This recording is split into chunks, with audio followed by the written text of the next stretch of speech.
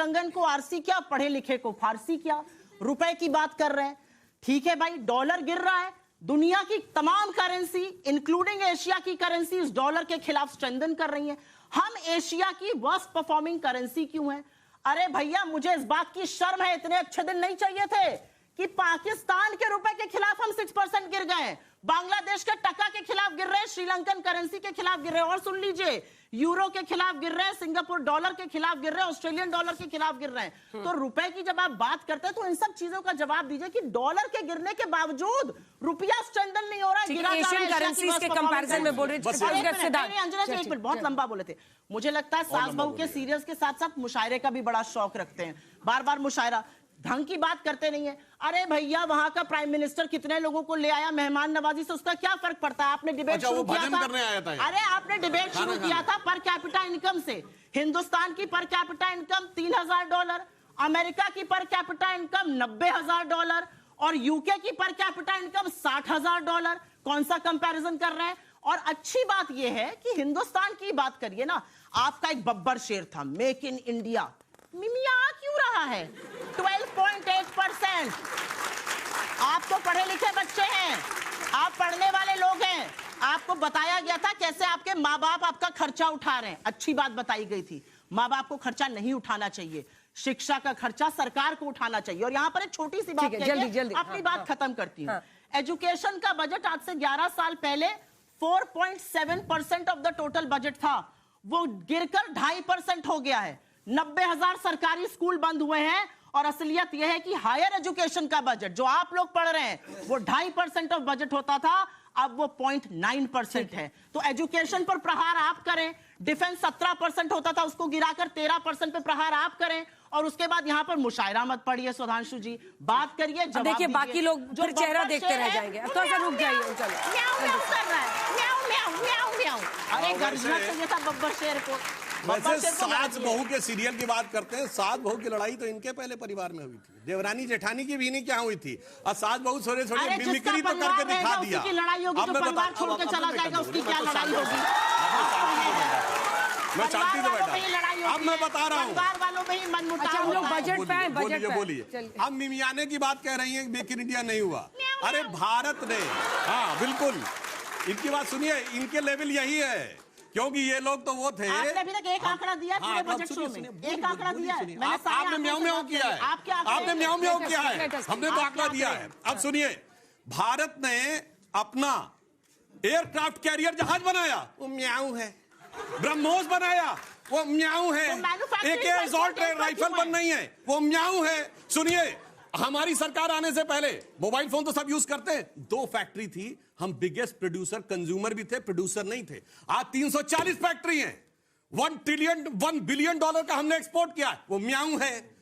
ये आईफोन की सबसे बड़ी फैक्ट्री भारत में लगी, वो म्याऊं है। अरे भाई, अपने टर्न पे बोलिए भाई, बीच में मुझे पता है ना, बोलने में म्याऊं करने में बहुत सारी समस्या हो जाती है। और ये लोग तो बताएं म्याऊं में कैसे।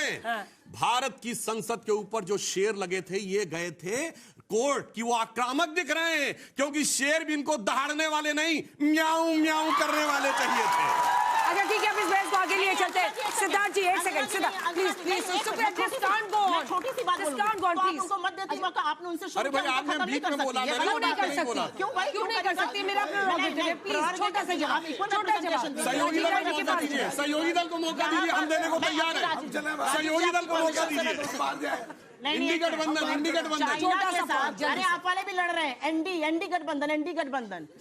$100 बिलियन चाइना के साथ ट्रेड डेफिसिट आपने किया है। जिस चाइना को लाल आंख दिखाने की बात करते थे, लाल कमीज पहनकर आंखें मूंद ली हैं। $100 बिलियन का ट्रेड डेफिसिट का नतीजा है। सिद्धार्थ, 2 पल आप रुक जाइए सर प्लीज। सिद्धार्थ जी, 2-3 बिंदु जिस पर मैं आपसे चाहती हूँ, उसके बाद राजीव राय जी के पास जाऊंगी। नहीं, मैं आपसे सवाल पूछ रही हूँ, इसको थोड़ा सा स्ट्रीमलाइन। ऐसे इनकी बातें सुनकर बच्चे भी कंफ्यूज हैं। हाँ सही बात है। इसके बाद राजीव जी आपके पास आऊंगी। सिद्धार्थ, 2-3 चीजें। सबसे पहले तो चीफ इकोनॉमिक एडवाइजर कह रहे हैं कि ये जो डेप्रिसिएटेड रुपी है, ये हमें अमेरिका के टैरिफ्स को कम्बैट करने में इस वक्त मदद कर रहा है, ये कह रहे हैं वो। इसका क्या अर्थ है? और कब जाकर, मतलब 92 हो गया है, मतलब कब जाकर, मतलब इसको सीरियसली लेने की जरूरत है? और ये डी डॉलराइजेशन क्या वाकई इतना आसान और सडनली हो जाएगा? देखिए, 2008 में रुपया 40 रुपये था डॉलर के लिए। 2013 में 68 हुआ। 2013 से अभी तक का अगर आप डेप्रिसिएशन देखेंगे क्यूमुलेटिवली, और ये पॉलिटिकल बात नहीं है, रुपी डेप्रिशिएट होता गया है। पिछले 4-5 महीने में क्यों ज्यादा हुआ? क्योंकि ट्रंप के टैरिफ्स का जवाब आप कैसे दें। आवश्यकता यह है कि अगर अमेरिका में हमारा निर्यात कम हो रहा है 50% के कारण, तो दूसरे मार्केट में हम भेजेंगे।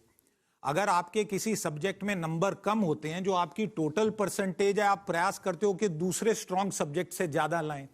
कोई मैथ में कमजोर है तो वो ट्राई करेगा दूसरे सब्जेक्ट से।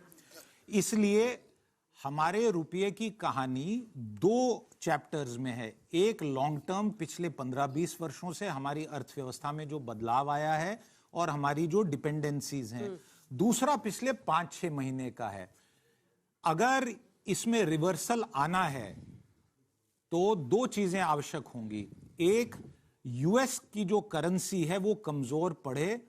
इसका मायना है कि जो ट्रंप साहब की आर्थिक नीतियां हैं, जिस पे बहुत सवाल अब अमेरिका में भी उठा रहे हैं, और आपने एक चीज नोटिस की होगी पिछले सप्ताह भर में, खासकर 10 दिन में, कि जो एक G5 होता था, आज उस G5 में दरार है। अमेरिका अकेला बैठा है, यूके, कनाडा, फ्रांस, जर्मनी सब अब अमेरिका विरोध की बातें करें। इसलिए आने वाले समय में जैसे ही, मान लीजिए अगर टैरिफ के निर्णय को यूएस सुप्रीम कोर्ट खारिज करता है, अगर यूएस में इन्फ्लेशन बढ़ती है, तो डॉलर का जो रुख है वो बदलेगा और हमारी करेंसी का रुख सुधरेगा। अब एक इकोनॉमिक डिबेट है कि हो जाएगा यूएस के साथ, तो एफटीए होने से सेंटिमेंट में रिवर्सल होगा। एक चीज और, क्योंकि परचेजिंग पावर पैरिटी से बात शुरू हुई थी, हमें अपनी परचेजिंग पावर पैरिटी को तुलनात्मक दृष्टि से चाइना से कंपेयर करना चाहिए, क्योंकि चाइना और भारत की पॉपुलेशन लगभग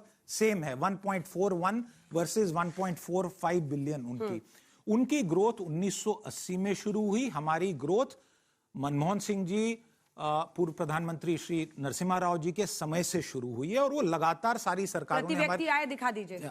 इसलिए परचेजिंग पावर पैरिटी को, पर कैपिटा को पीपीपी बेसिस पे देखना चाहिए। जो यहां पे इकोनॉमिक्स पढ़ते हैं they will agree with me. और अगर उसमें आप तुलनात्मक कंपैरिजन करें तो चाइना हमसे 2.5 गुना, हाँ, हम 2818 पर है और वो 13,806 पर। बट अगर हम ट्रिपल पी बेसिस पे कंपैरिजन करें, वो हमसे 2.5 गुना है। उस 2.5 गुना के पीछे क्या है?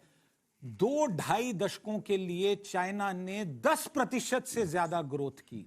उसने पूरे विश्व भर में एक्सपोर्ट मार्केट कैप्चर किया है। वो मैन्युफैक्चरिंग कैपिटल है दुनिया का। और एक आखिरी बात अंजना जी, पिछले 3 महीने में ही $75 बिलियन की एफडीआई की अनाउंसमेंट्स हुई हैं। और ये जरूर है कि बाहर पैसा गया है, परंतु भारत में पैसा आ भी रहा है। सो मुझे लगता है कि इन तीनों विषयों में हमें थोड़ा संजीदगी से रुपये के विषय को आज की वर्तमान परिस्थिति में देखना चाहिए। अगर ट्रंप नहीं होते तो, और उनकी नीतियां नहीं होती, तो हमारे रुपये की अभी सूरत हाल अलग होती।